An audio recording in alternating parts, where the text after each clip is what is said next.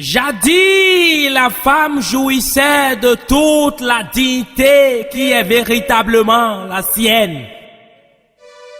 Elle était le sel qui assaisonnait l'humanité tout entière et avait alors un statut honorable, responsable et respectable, car restant fidèle et soumise, telle que l'être suprême l'a créée et conformément à la place qu'on lui a conférée.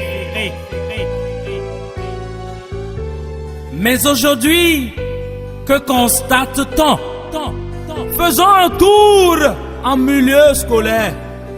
Vous y découvrirez des jeunes filles adeptes des kakis tenus aux fentes interminables, des coiffures extravagantes, de grosses perles soigneusement enroulées autour des fesses, laissant transparaître sous un kaki moulant un reflet qui incite à la débauche. Mais tout ça pourquoi? C'est juste pour séduire, magnétiser leurs professeurs afin d'avoir des notes sexuellement transmissibles. NST.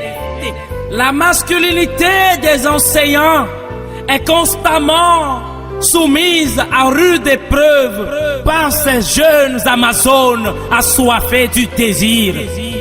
Ces hommes virils mais vulnérables n'ont point d'autre choix, pour la plupart, que de se lancer dans une seconde carrière parallèle dans ce métier en constante expansion.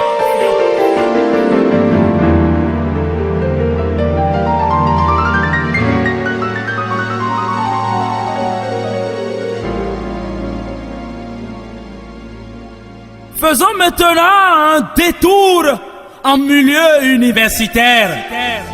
Vous y découvrirez des adolescentes imitant leurs sœurs des rues. Pantalons moulants, collants moulants, jupes sexy, laissant transparaître leur nudité sacrée. Les monastères du savoir sont transformés systématiquement en cougar club. Les cabines universitaires deviennent de vastes champs de bataille où s'affrontent et s'entrechoquent des appareils génitaux en constante activité. Comme quoi, les femmes des trottoirs ne se trouvent pas seulement sur les trottoirs.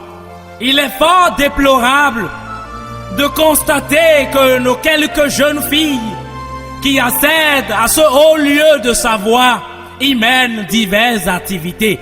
La plupart en sortent avec un diplôme intellectuel, mais la grande majorité obtient en bonus une connaissance et une expérience avérée dans le plus vieux métier du monde. Terminons notre voyage dans le monde artisanal. Ici, sœurs coiffeuses, sœurs couture, sœurs photographes. C'est des filles extrêmement claires, d'une clarté à faire baver d'envie tout homme hétérosexuel normalement constitué. Le plus grand défi ici, c'est d'avoir le courage de les aborder.